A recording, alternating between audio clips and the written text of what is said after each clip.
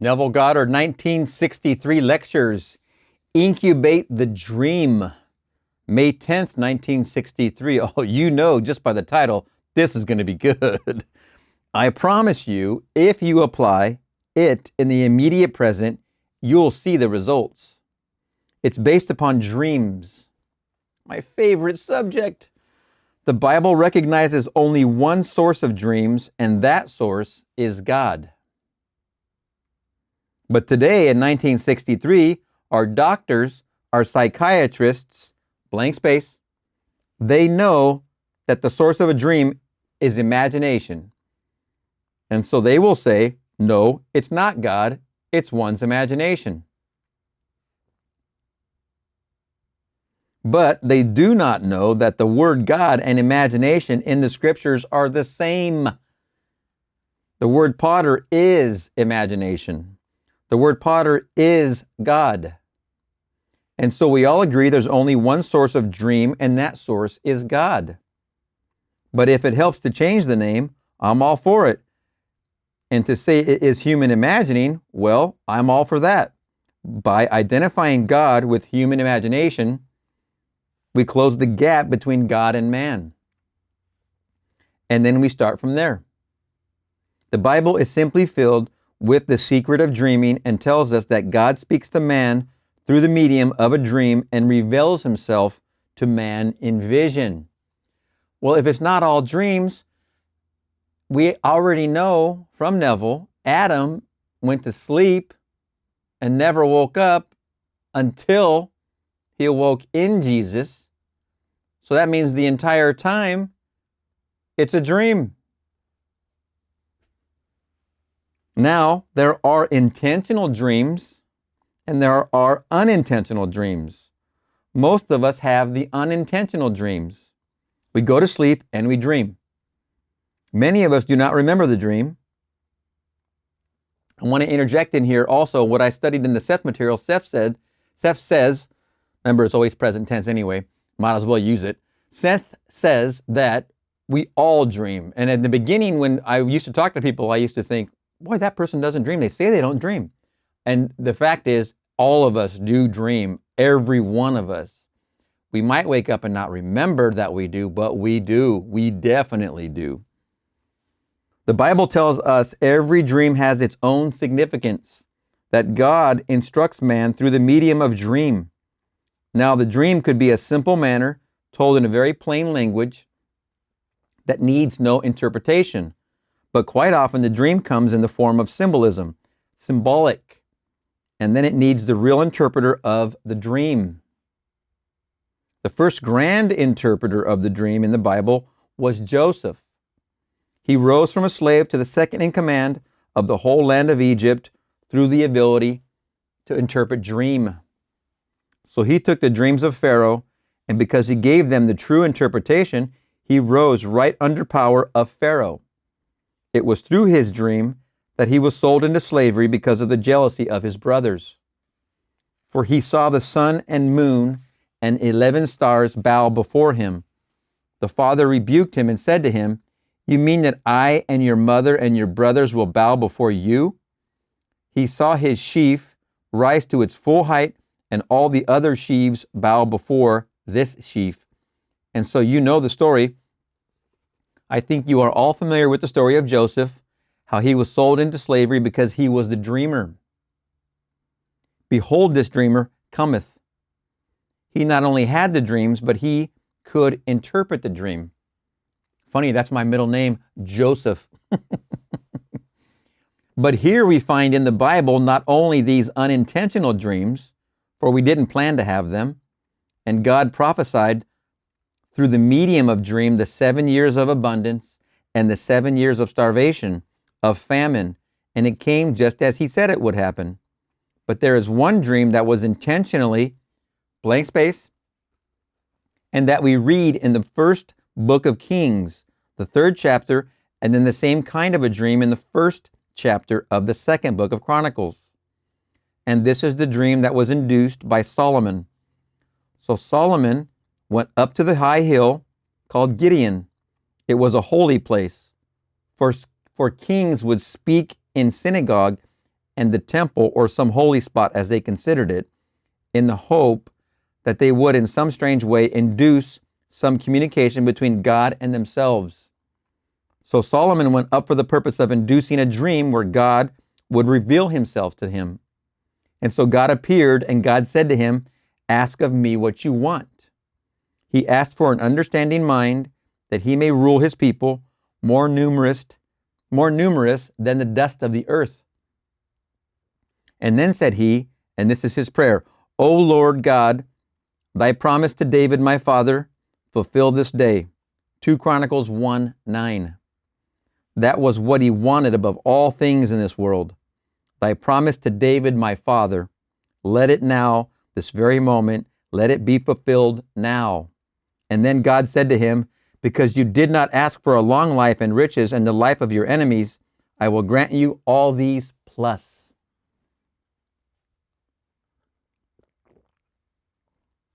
Now the promise that God made to David was to bring forth from David a son who will be God's son, and that God will be his father.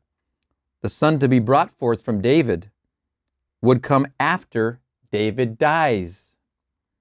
When your days are fulfilled and you lie down with your fathers, I will raise up after you your son, who will come forth from your body. I will be his father, and he shall be my son. 2 Samuel 7:12. So Solomon is asking for the fulfillment of this promise. When you read it on the surface, Solomon seems to be his son. No, Solomon is a state of consciousness. All of these characters are states of consciousness. And you reach a certain state when you believe God's revelation. Is it true that when David dies, that out of David's body, a dead body, will come a son that will be God's son and God his father? If that is true, Lord, this is my prayer. O Lord, thy promise to David, my father.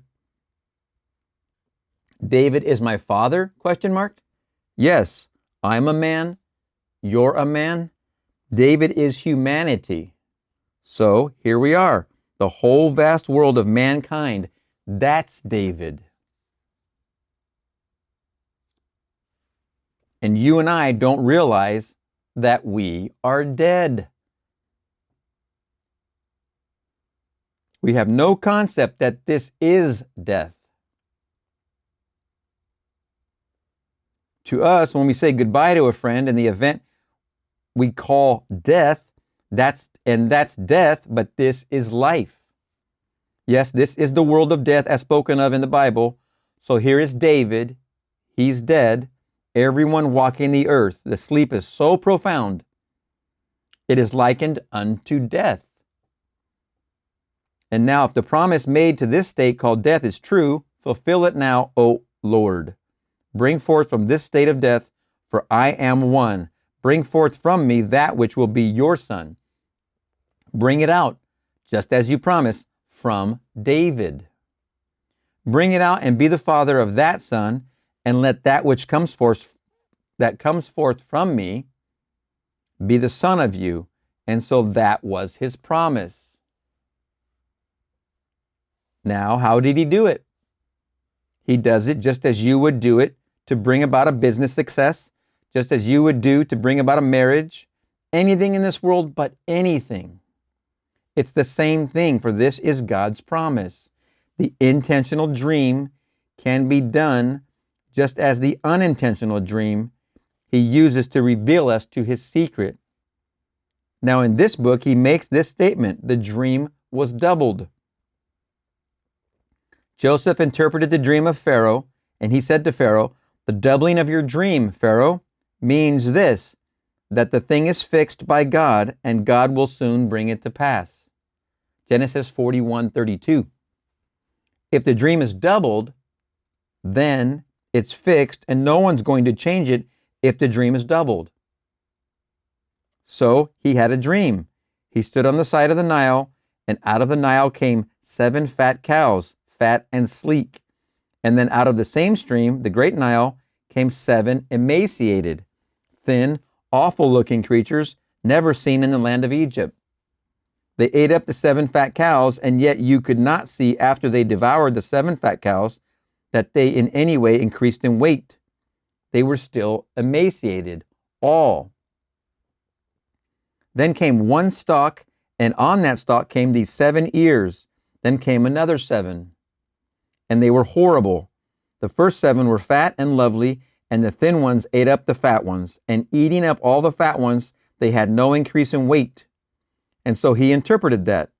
Then in this interpretation, which is the 41st chapter of Genesis, he makes the statement, when the dream is doubled, for he had a second dream using the same symbolism.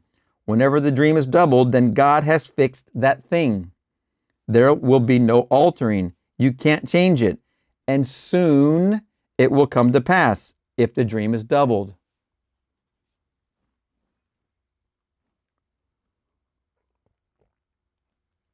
Well, now, let me share with you my doubled dream. I've told it before, and maybe everyone present heard it. Well, this is the technique by which you can induce a dream and make it something that is intentional. It was a year ago last Christmas when I found myself in a mansion. There were 3 generations present, but one invisible. The invisible one dominated the visible state. He was called Grandfather. They were telling the story of Grandfather. The grandfather would stand on a vacant lot, and Grandfather would say, I remember when this was a vacant lot. And then he would paint a word picture of this area so vividly that people saw it as something objective before their mind's eye. He painted a word picture of his desire for that lot, and they all saw it. I woke. The thing was so vivid. It was so startling. It was a little after 3 in the morning when I awoke. I went to my living room and I wrote it out on a nice long yellow page in detail, just as it was shown to me in the vision. I went back to bed. I thought it quite early in the morning, and I redreamed the dream. This is now the double dream. It's fixed. You can't change it. I redreamed it with a slight alteration. Instead of hearing them tell the story of Grandfather, I was Grandfather. I had so completely absorbed the message of Grandfather that then I told them, while standing on a vacant lot, I remember when this was a vacant lot. Then I would paint a word picture of my desire for that lot, and paint it so vividly they all saw it, and that was God's secret to me. Go tell it to the world. In the end is where we begin. You always begin in the end. So he goes to the end, God's final promise. I will now bring forth from your body after you're dead, for when your days are fulfilled and you lie down with your fathers, I will raise up after you a son that will come forth from your body. I will be his father, and he shall be my son. Now, O Lord God, the promise made to David, my father, be now fulfilled. That was his request. Well, if that is his request, what would he do? Let me go back to the first couple sentences right there because they're so profound. In the end, comma, the end is where we begin. You always begin in the end. So he goes to the end. For God revealed to me what I should do if I wanted a home. I have no means for buying the home. He doesn't ask me about means. I don't have the qualifications for entering that neighborhood. He doesn't ask for that. I don't have this. He doesn't ask me that. He only tells me what to do. Well, what do I do? You stand on the vacant lot and you see it as you would see it were it true. That it fulfilled your dream of your future. But it must be now.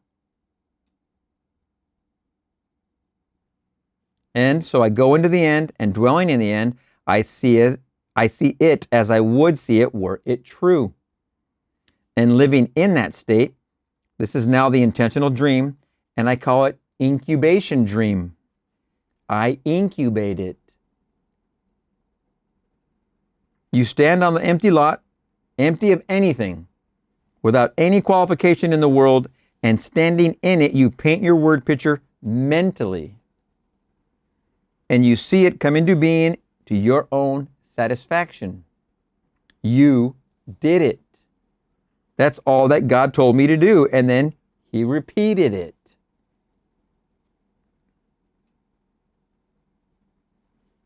So in this 32nd verse of the 41st chapter of Genesis, he tells you, whenever the dream is doubled, if it is ever doubled, the thing God has fixed and will shortly bring it to pass if it's doubled. Well, that night it was doubled. I woke a little after 3, wrote it out in detail, went back to bed, and re-dreamed the dream. Here's the double dream. But I so completely absorbed the message that I am telling it now. Everyone who will listen to me, I'm telling them. You know what you want?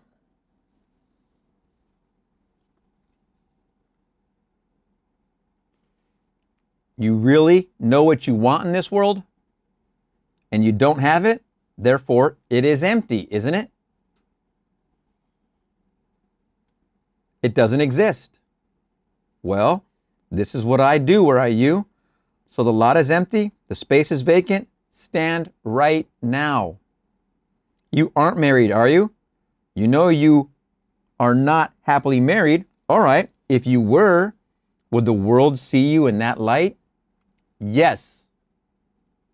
Well, now this is spaceless because you are not in that way. Well, now be in that way. Wear the ring.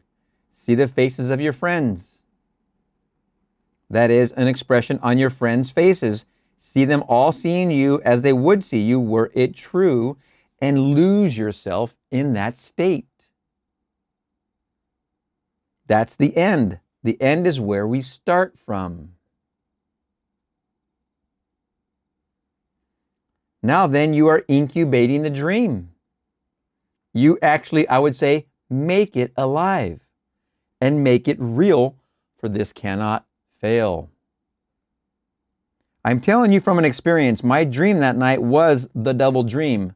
Blank space. And if the dream is ever doubled, God has fixed it.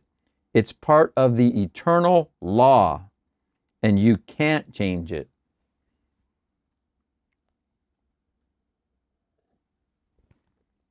So I'm sharing with you his eternal law. It's the end. So I go to the end of anything in this world. I don't care what it is, and then see the fulfillment of the dream, because that's the end. The end is all fulfillment. I open my eyes and I come back to a seeming empty lot, but to me it isn't empty.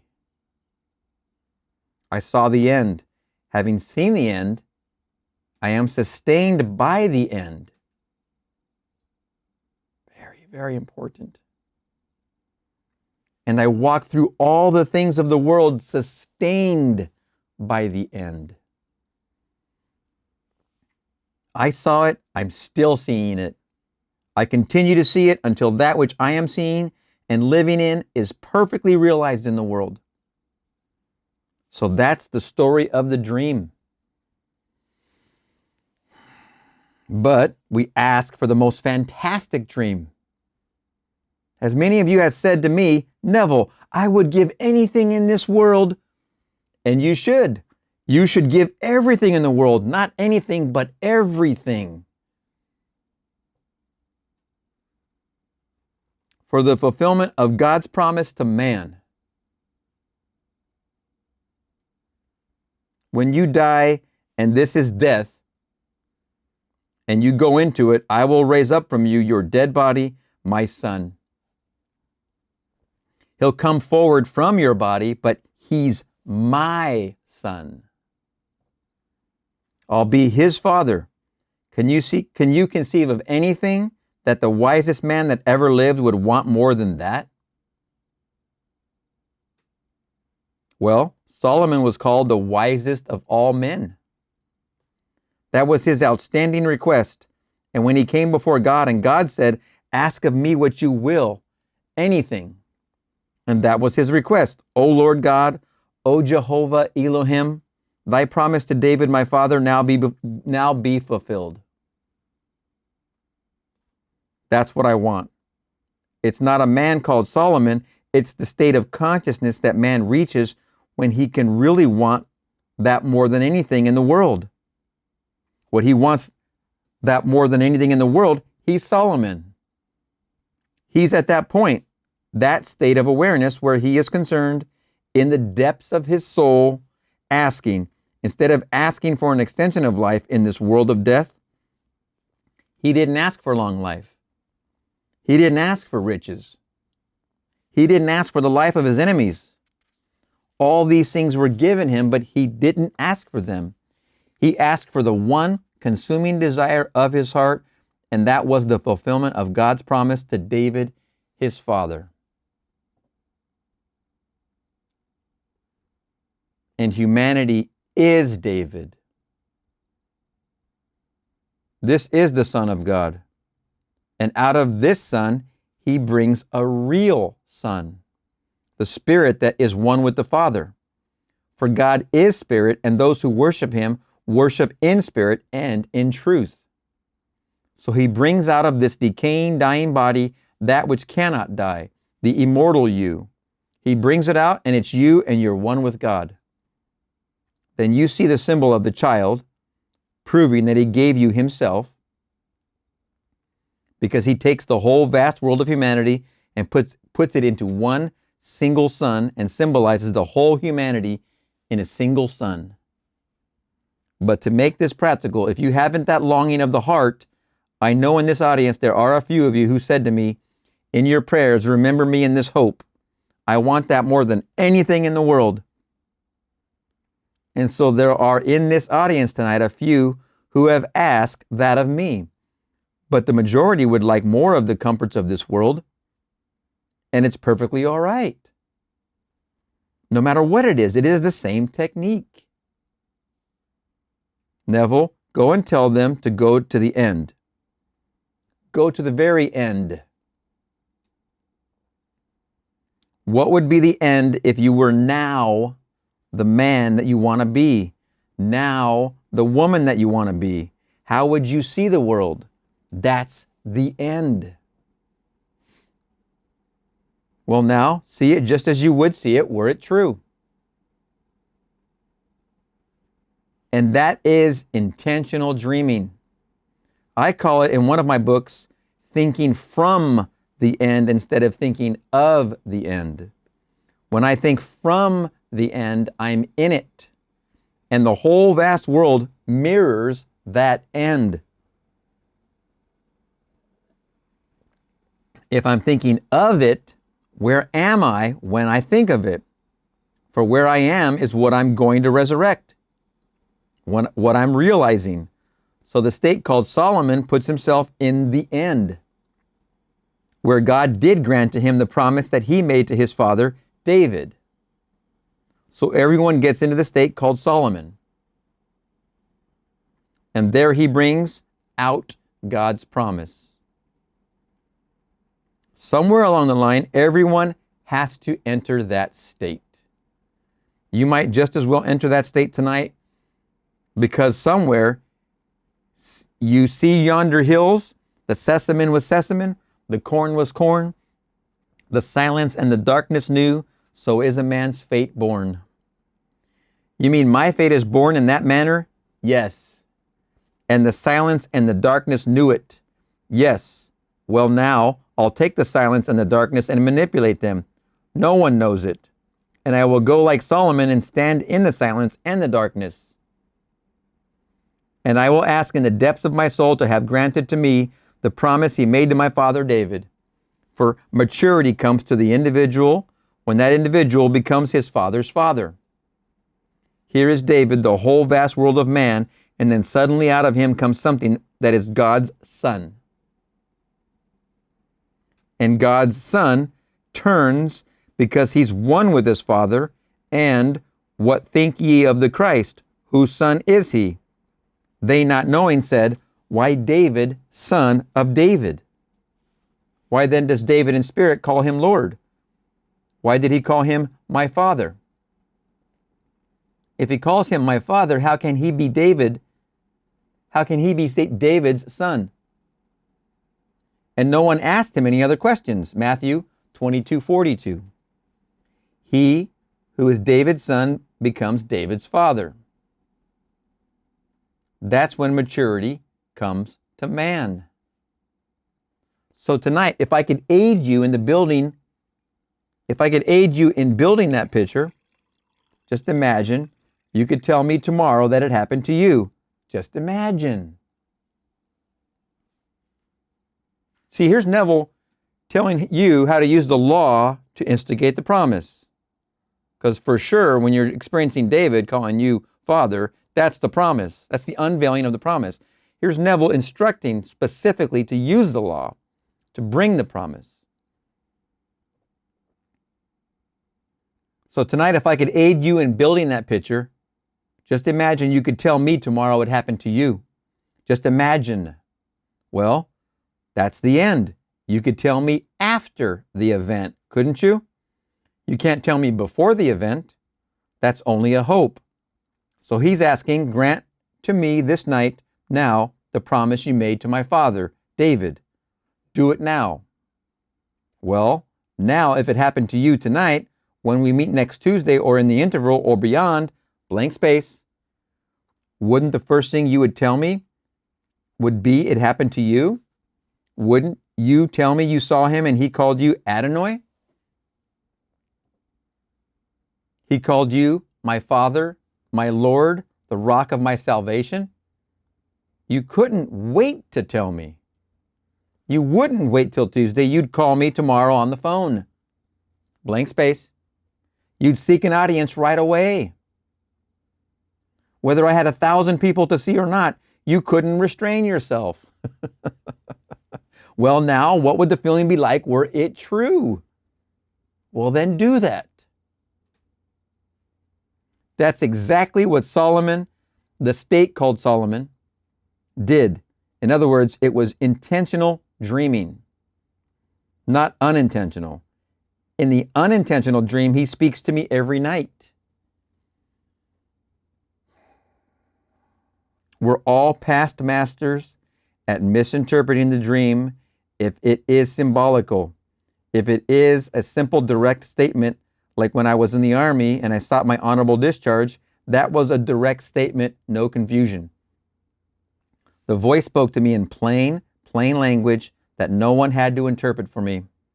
That which I have done, do nothing. And I told you in a couple videos ago, maybe 6 videos ago, that specific statement came out of me in a voice exactly like that. It was about midnight, like I said, and I was working on something, and I was introducing my wife to these other two in this vision, in my sats, specifically more of my sats. I had my vision, I was piecing together and repeating, and I would start to drift to sleep, and then I'd bring it back and do it over, and then I heard the voice as I was really literally asleep. I was really literally into the sleep. Then I heard very specifically, that is done. It wasn't the same words. It said, it is done. Do nothing. You don't need to do anything anymore. It is done, is what I heard. Like very loudly in voice, like it was a voice in my ear.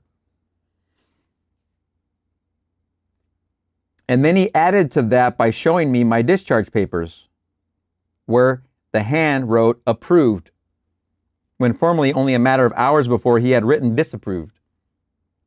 For me, I couldn't bring back the vision I was trying to piece together as my SATS experience for a manifestation that I was working on, but I knew now it was done. And I had to just get up out of bed because I was so awake. I was so surprised because it was done. So here on my application for a discharge, the colonel wrote disapproved. That night, in a simple direct message, no need for any interpretation, the same application came before my eyes at 4 in the morning, and the hand from here down scratched out the word disapproved, and it wrote in approved. Well then, to make it very simple and very clear, the voice spoke to me, and the voice said to me, that which I have done, do nothing. I awoke, it's 4, I did nothing. And the very person who had disapproved the application was the one who approved it 9 days later. That's direct communication. That's simple. But when it comes now, say, to the little pig, when suddenly I find myself in a huge big area where all the plants are being displayed and it's closing time and I see a little pig, being merciful at the moment, I took the little pig and tried to give it some food and some protection. So I did the best I could from all the leaves and the bushes and the things around, all the flowers. I thought at least if it didn't want it as food, if it got hungry enough, it would eat it. And so I took flowers and took leaves and put the little pig on a table, maybe 4 or 5 feet tall. Then the scene changed. And I am in a huge, big supermarket. Here in the supermarket with everything displayed, I look down and here's the pig. He's not a little runt where I found him a moment before. He is now a tall, rangy pig. Very rangy and very tall. In other words, he had grown in the interval, but he had not been well fed. I knew he should have been better fed, and so I started getting a meal. I started fixing meal.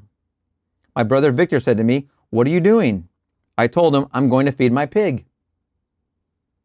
And so he took some lovely thick white gravy-like and added it to my meal, and I began to mix it because I thought that would give him substance. Far better than plain meal and water. Then I sent my daughter over there to get me some crackers. She said, "What would I use for money, Daddy?" I said, "This all belongs to us. You don't need money here. Everything is ours. Just go and take it." So there's a huge big pyramid, and she took from the base of the pyramid a package of crackers and dislodged the balance, and the whole thing fell, revealing a single little candle about 4 or 5 inches tall, and the candle was lit. I said to her, "That's my candle. It must never again in eternity be covered. Never must that ever be covered again. It's now lit and it will be lit forever." The words of Job and the words of Proverbs came rushing through my brain. When this candle shines upon my head, by his light I walk through darkness.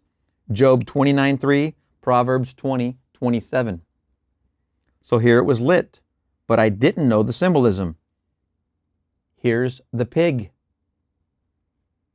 So God spoke to me that night, not directly as he did when I was in the army. That was no symbol in the army. It completely comforted me. I didn't ask anything. I didn't ask anyone to do anything in the interval of 9 days. I knew I was out. But this is all symbolism. And what is this little pig? For he dominated the entire picture. Here's a little pig. At the end of the closing of the day, I found him cushioned him and put flowers, leaves, all kinds of things around him. And then it changed from the interior and the display of plant life to a huge supermarket. Supermarket's abundance, right? It's an abundance of anything you might want to eat. And here's the pig, but now he's a tall, rangy fella. Without the aid of the language of symbolism, I would have been lost, because until that moment, unless I had completely forgotten it, I never associated Christ with a pig. A lamb, yes. I always thought of a little lamb. She is the sacrificial lamb, the Passover lamb. I had heard of other things, but never the fish, yes. You can take an acrostic and spell the word Christ out, and it comes to fish. And so, yes, that, but never a pig. And so here in the language of symbolism all over the world, it's a universal language. In every land in the world, the little pig has always been the symbol of the Savior and the Redeemer of the world. Well, I found him. I found him, this little tiny pig, when I first discovered the creativity of my imagination. So I imagined a certain state, lost myself in it, and in time it became a fact. It took all the things of the world and molded them to produce what I was imagining. So I found him. But in the interval between discovering that Christ was my own wonderful human imagination and that moment in time, I had neglected to properly feed him. I had seen so many opportunities in the world to do a loving thing mentally, not physically. There's no need to go to the bank and write a check to take care of someone who is distressed. He isn't asking for that. He asked me to simply use my imagination. And I had seen the need and didn't do it, so I wasn't feeding the pig properly. Even his own brother Victor said, "What are you doing?" "I'm making something to feed the pig." He told me exactly what to do. "Now that you have me, feed my sheep. These are all my sheep. You have found me. Yes, we know I have found you, Lord. Well, feed my lambs. You know I feed your lambs. Lovest thou me, Peter? Yes, Lord. Well then, feed my sheep. You know I lovest thou, Lord. And 3 times he comes back because he thinks he loves him. Because we still, conditioned as we are thinking of some other external Christ, raised as I was raised in the Christian faith. It was the most difficult thing in the world to stop thinking of an external Christ. Something that came on the outside that belonged to the pages of history. I found him in myself as my own wonderful human imagination. But because I was conditioned as I was conditioned, raised in the environment in which I was raised, automatically the mind jumps back to an historical Christ, not the living Christ that walks with us as our own wonderful human imagination. So in the interval of discovery of Christ and the interval thereafter, so many opportunities I missed. Remember I told you in the last couple videos, this is my 3rd video for the day, I'm batch recording here.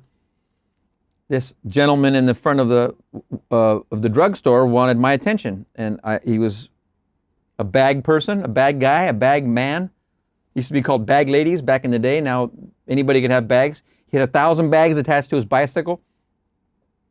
I thought he seemed normal. I didn't feel in the mood. He got my attention when I walked out.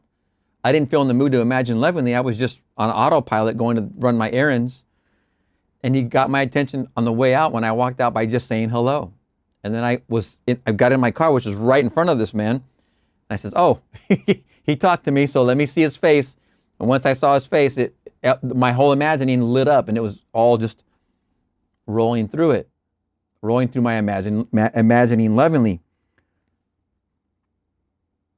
I understand what he means right here. He says, so in the interval of discovery of Christ and the interval thereafter, so many opportunities I missed. Once you realize he's your own wonderful human imagination, and that imagining lovingly for another is the mediation of God to man, you won't miss the opportunities again. Even if they call you, you must answer. Sometimes, and quite often, believe it or not, they hide their face. I say if I'm looking at somebody who might be homeless and pushing a buggy with bags and whatnot and some artifacts of what seems obvious. And I'm trying to catch their face because I'm in that moment. I'm in my car. I'm like, I have the time. I have the purpose within me.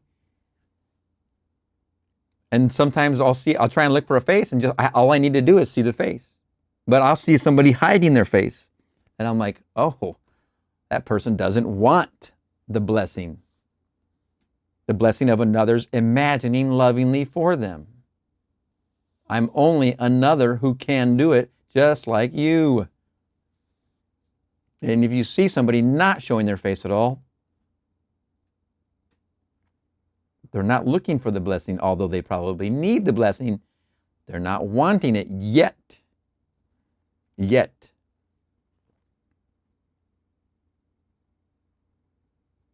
Back to the pig. So in the interval of discovery of Christ and the interval thereafter, so many opportunities I missed. So he was tall and rangy. He lived all right, for Christ is the living Christ, but he wasn't fat enough. He wasn't well fed enough. I should have in that interval exercised my imagination lovingly unnumbered times. Every time I did it, I was feeding him, and when I didn't do it, I neglected him. He was hungry, and I gave him nothing. He needed shelter, and I gave him nothing. He needed something, some comfort, I gave him nothing. And yet every moment of time was an opportunity to feed him and make him a lovely, big, wonderful, fatted pig. Now I know the very word offends people to say that Christ is symbolized as a pig. But that is universal. All over the world. The pig has always symbolized the Savior of the world. Here we have hundreds of millions of people in this world today who will not eat the pig. That's all a symbol. They will have no part of Christ, so they will not touch the pig. They will not touch the pork. There are 400 million Mohammedans who will not touch the pig. It's the unclean animal. They will have nothing to do with the concept of Christ. And here is the Savior of the world. They will not touch it. And yet it's not the pig. My old friend Abdullah, he was born in Ethiopia. He was born of the black race, of the Hebrew faith. He was a strict vegetarian for other reasons, because that is not part of the Hebraic faith. He never in his life touched pork. Never, not in any form. One night, God spoke to him as he spoke to me, and he said to him, if you will not eat the food that they place before you, why do you expect them to eat the food you place before them? He was teaching. He would go to a place and they would prepare special physical food, knowing he did not take pork. So they would go out of their way to prepare things that they thought he, a strict Orthodox Jew plus a vegetarian, would eat. He had been a strict vegetarian for 40 odd years. Then, after the vision, he was invited to a banquet where he was an honored guest. And what do you think they served that night? They did it not to hurt him, not as a jest. They simply did it and thought it the most marvelous thing in the world. And he grew up a strict vegetarian, and he had never in his life eaten pork. When they brought on this fabulous table and the honored guest was led into this dining room, here was this lovely little suckling pig with a sweet potato in its mouth, beautifully roasted. He broke his diet on pork. He had not in 40 odd years eaten any kind of meat, but never pork. And after the vision of God begins, if you will not eat their food, why do you expect them to eat yours? So he was teaching this principle as he understood it through revelation, yet he was restraining himself. You see now why a Savior comes into the world and he's called a glutton. He's called a wine-bibber, a drunkard. He has no taboo. He eats whatever man puts before him, because if he eats what man will give him and serve, they will then take his food. And so in the book of Acts, Peter said, I cannot eat meat from unclean things. Then comes the vision, and a sheet descends from heaven. On it was all manner of food. And the voice out of the depths of his soul speaks, that which I have cleansed, slay and eat. Nothing is unclean in all my holy mountain. Eat it. If you eat everything, it's all mine. I made it all. Well, then you will be able to tell my story. and they will eat the food you will give them. If you in turn eat the food they are capable of giving you. And so that was the story. Acts 10:14.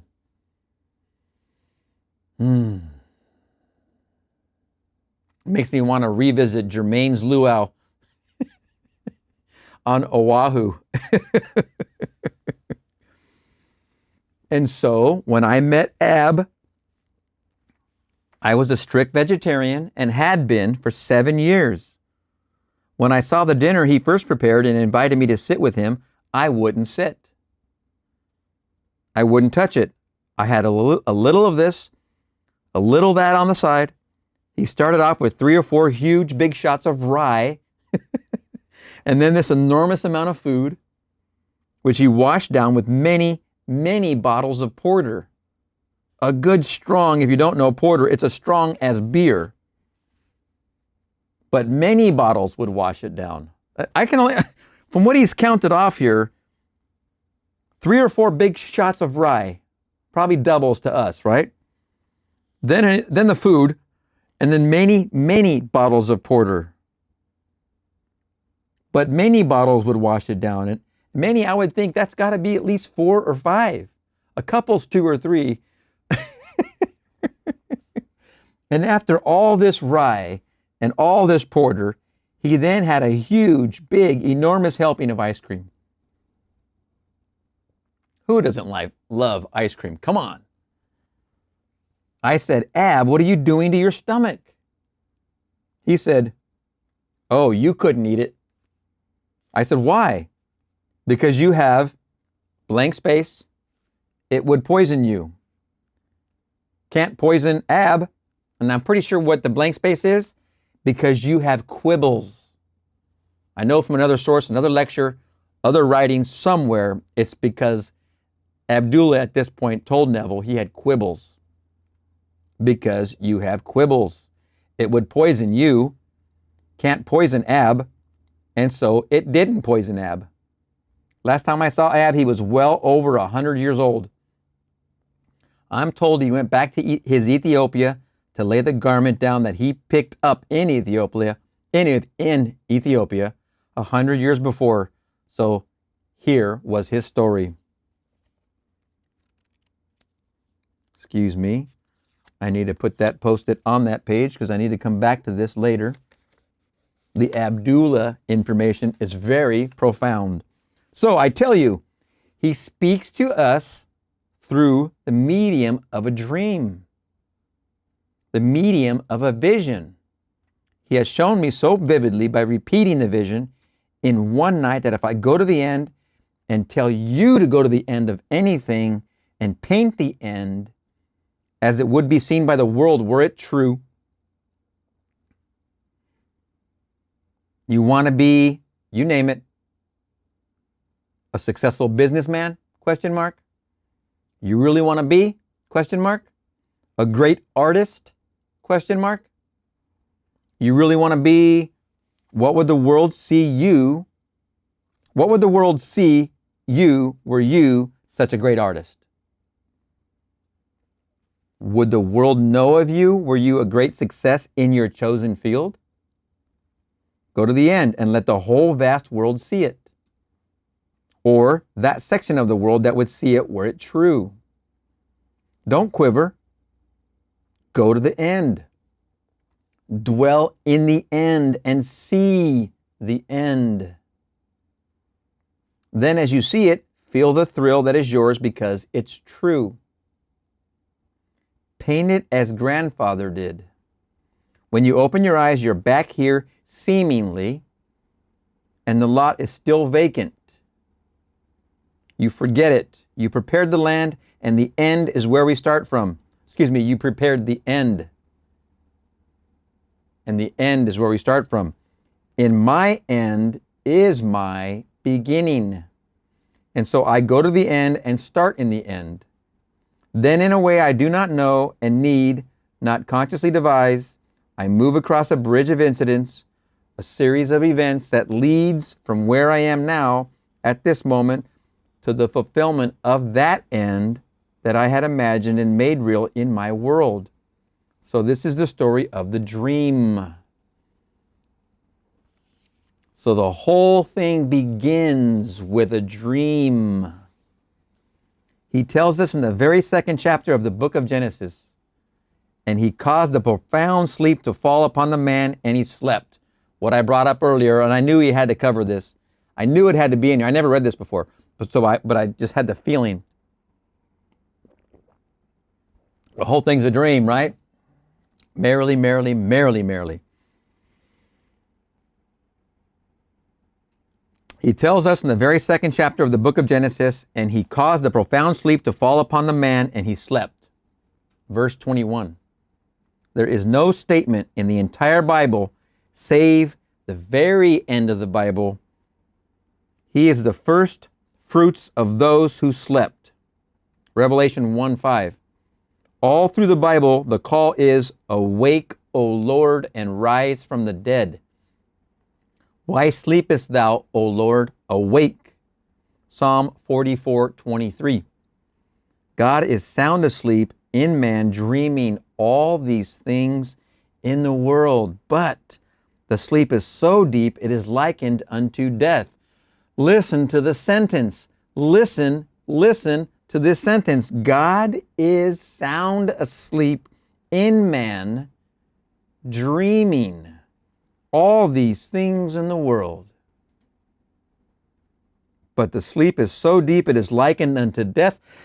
Go back 2 sentences. Awake, O Lord. Awake, O Lord, and rise from the dead. Second, why sleepest thou, O Lord? Awake. God is sound asleep in man, dreaming all these things in the world. But the sleep is so deep, it is likened unto death. And then comes the use of the same technique by which I dreamed all the unlovely things to dream the lovely things. But the wisest of all, he remembered, or he heard of, a promise that God made to David. And when he came into the presence of God, and God said, ask what you want of me. He didn't ask for the things that man could ask, long life, riches, the life of his enemies, the life of my enemies, O Lord God,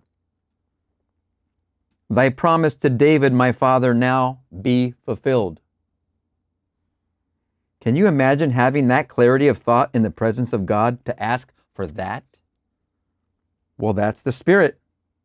Let me repeat. And when he came into the presence of God, and God said, ask what you want of me. He didn't ask for the things that man could ask, long life, riches, and the life of my enemies. He asked, O Lord God, thy promise to David, my father, be now fulfilled. So how could the world look to you? Well, forget it, because the world to me is the same world, but I'm not the same to myself. So you could not keep it to yourself any more than I can. Ain't that the truth? I've shared it with every person that I met, so you would share it too.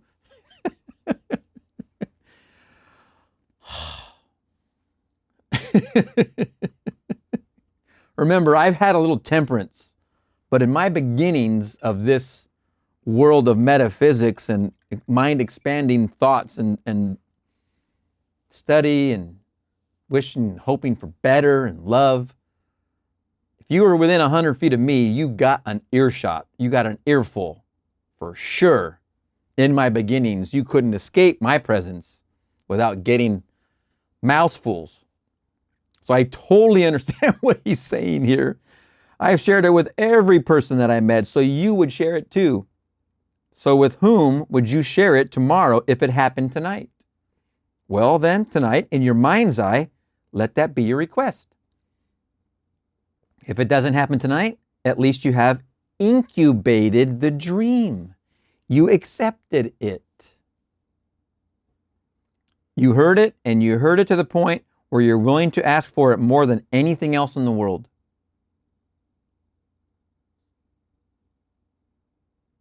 And so you incubate the dream, and because all visions have their own appointed hour, and they're all ripening, and they'll all flower, the dream, it will ripen and it will flower.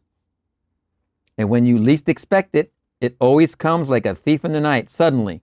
And then you are born from above, and David stands before you. The temple is split in two, and you're never the same. You enter into heaven.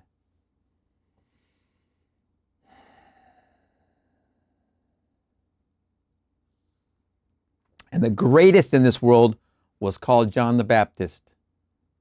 No one born of a woman is greater than John, but I tell you, the least in the kingdom is greater than John. Matthew 11:11. So the first one in, and everyone in thereafter, is greater than the greatest who walks the face of the earth. There are those today, and you don't condemn them if that's their request. Leave it just as it is. They will have unnumbered fortunes, but they want more. That's their security.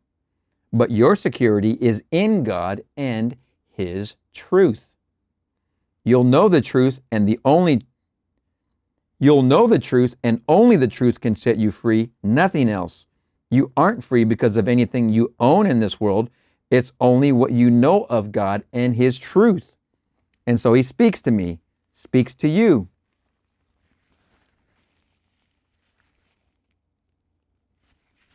Every dream is God's communication within the dreamer, and the dreamer is God.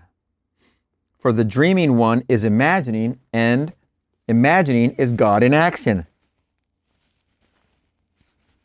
That's the only source. But the only source of all dreams, all visions, happens to be God. And God is your own wonderful human imagination. Do we need to hear Neville say that phrase again and again and again? And I imagine by the time we're done, I've got probably about 480 more lectures to go. We're probably going to hear it 900 more times, if not, let's say 5,000 more times.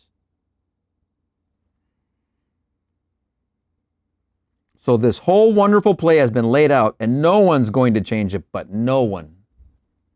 Now, don't be disturbed no matter what headlines you see tomorrow or in the future. God is still in control of the entire play. Everything is going to come out as He planned it. His only purpose is to bring out David. After he dies, a son who is God's son, and the one He's going to bring out is you. He brings you out of the pit, part of the great structure of humanity.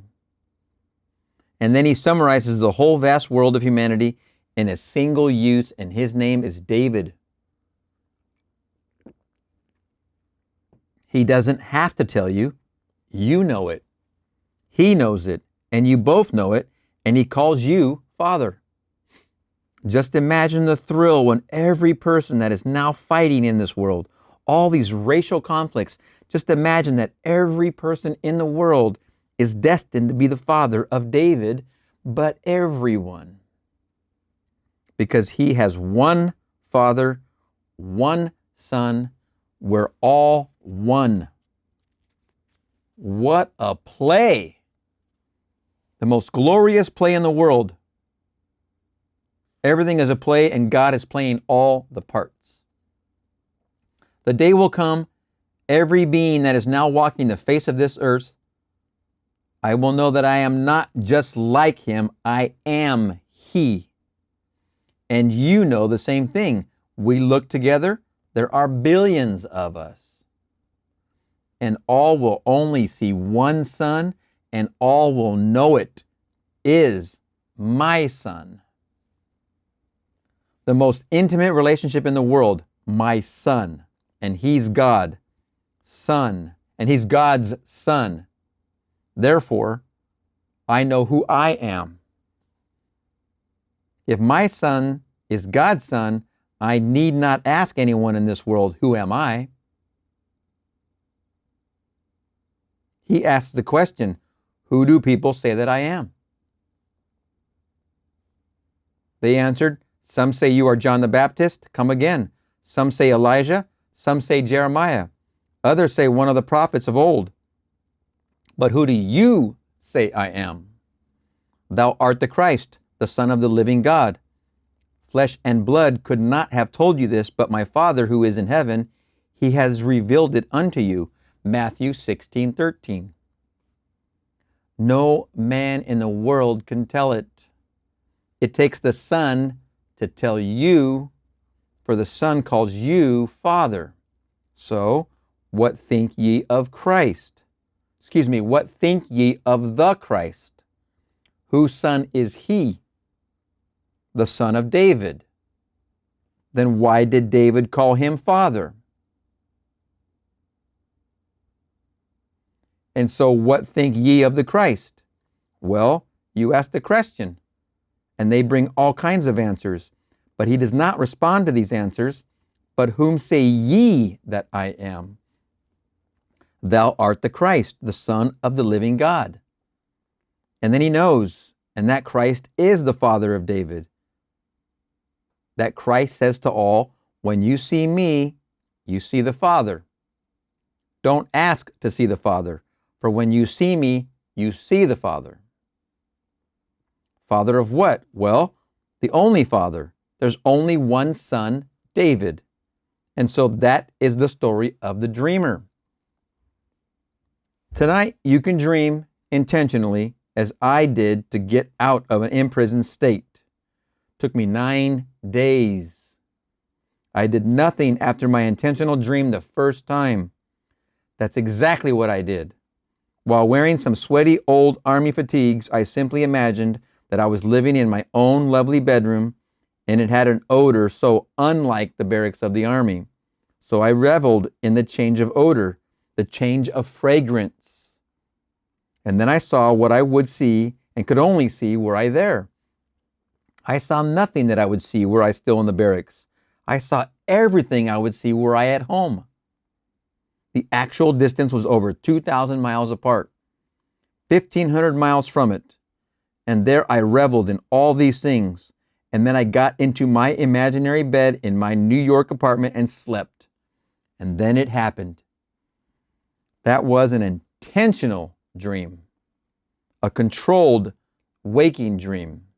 Then 9 days later, I was on the way to fulfill that state. And because in those days we were all shunted off the place to give right of way to more important traffic, it took me 3 days to make the trip. Blank space, 3 weeks, I was on my way. That's all that matters. There I was, honorably discharged, a civilian once more, by the simple technique that God taught me, and I'm teaching to you. And now, don't do what I did, for he reminded me of my neglect when he once more showed me the pig. That was a double dream, all in one. Remember the small pig and then the big pig? And in Pharaoh's dream, 7 cows, 7 lean cows. The lean cows ate up the 7 fat cows, 7 ears of corn, 7 lean horrible ears, and the 7 horrible ears ate up the 7 fat ears. One dream repeated, in my case, a little pig, and then in the same dream, the same pig grown now, but skinny. And he should not have been. That's how God showed me what I did in the interval between the revelation of Christ, when it comes upon you and you know it, and then you don't feed it, you're going to be reminded. That's how God showed me what I did in the interval between the revelation of Christ and my neglect of Christ. So don't you neglect him! Exclamation point.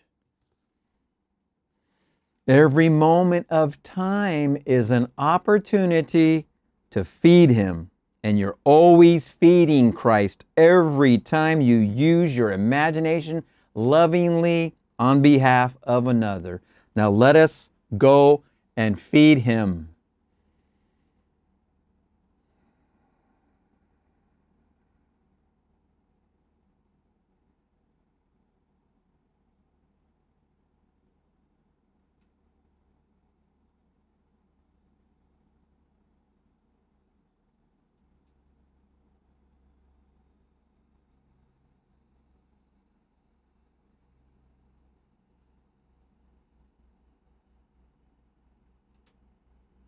Good. Doesn't take much time. Question. Inaudible. Answer. My dear, I could not do justice to that. Next question. Blank space. An experience I had recently which approximates your Army experience. And I asked this question searchingly. Your presence in the Army, was that a function of somebody else's imaginal act, whereby you become the reactor? Or was it an imaginal act that slipped into your sleep in an unguarded moment? Certainly it was not a voluntary imaginal act that you be in the Army, was it? Answer. No, it was not a voluntary act, I assure you. But I was of the country. I am part of America, and as an American, I'm subject to the laws of our land. And so when they sent me a notice stating I was then not a citizen, but they gave you a little notice where, as a foreigner, would you object to serving in the armed forces of the United States Army? ? Well, I wrote back and immediately said no. No, he wouldn't object. Then right after that, I was called within a week, and right away they said, you are A1 classified. All right, blank space. I was A1. I didn't want to be a 4F to get out of the Army, so I was A1. And then in the immediate present, with all the other foreigners, I was drafted. Question, blank space. Was that somebody else's imaginal act that ... Answer. I was part of the system. As they said, tell me, do you pay taxes? And he said, give me a coin. Whose superscription is this? They said, Caesar's. He said, all right, then render unto Caesar that the things that are Caesar's. I'm in the world of Caesar. And Caesar said, we are at war and we need manpower. I was an American. Therefore, as an American, I must be subject to the laws of the country, whatever this administration dictates, the policy dictates. But within the framework of the dictative policy of the country, I wouldn't violate it. I still exercise God's freedom. And so they did not think it strange when they had a change of heart. First of all, my request was within the laws of the land. I was over 38, so I requested my discharge based upon what the law allowed. It was disallowed, even though I was within the rights based upon law, because I was over 38 when I made my application. Then, anyone over 38 could apply. It rested with his commanding officer whether he would be allowed that application or not. Mine disallowed it. But that was his privilege and his right. But I also had a right. And within my heart, I did what God told me to do. Go to the end. I slept in my home in New York City, 2,000 miles away. Then in 9 days, he had a change of heart. And he thought he initiated that feeling toward a man called Neville Goddard. Well, I wouldn't disillusion him. I know what I did, and I know what happened, and how it worked. And it works that way.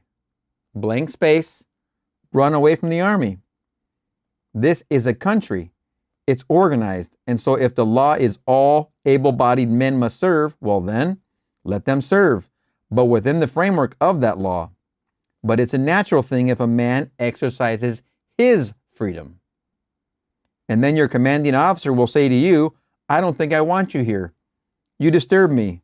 And so you disturb him to the point where he wants to get you out. So he gets you out. He's only fulfilling what you want. Happens all the time. My mother used to let my father do these lovely things for her. My wife does the same thing. I learned a wonderful lesson from her. This is great. When she wants, of course, I do all the dishes anyway, but even before I started doing them, she would say to me, you know, I'm going to let you wash the dishes tonight. How can you say no if she's going to let you do it? I'm going to let you make the bed. I'm going to let you sweep the floor. Well, she's going to let you do it. Well, you can't say no, but if she said to you, you will sweep the floor tonight, well, you aren't going to sweep it. So she knew exactly how to let me do the things that she didn't want to do herself. So she let me do all the things, and today it's become a habit. Good night. Oh, my goodness. There's also a piece to add to that. I know that Neville's mom would not make a request of his father that she go on a vacation. I believe it was to the States. And I believe what she would do is he thought he would get the seamstress to come over to measure her and get dresses made at his idea, Neville's father, Joseph's idea. It wasn't Neville's father, Joseph's idea at all. The mom saw herself going on a vacation. I believe it was to the States for so many days. And Neville's father one day had the idea to get the seamstress over to make some dresses for Neville's mother, and then also give her a vacation as a gift. And the whole time, Neville's mother was the one who was imagining it. So Neville's family was definitely one who used their imagination handsomely. All of them. The mother, the father, the brothers. I don't know about all the brothers. I know Victor for sure. That's who created Goddard Enterprises, for crying out loud. They have a very high value in today's world. Very wonderful family. Very thankful and grateful for all of this. What a lecture. I don't even know how long that was. Abdullah was in there. Great stuff about Abdullah. Incubate the Dream, May 10th, 1963. We're going to see you in the next one.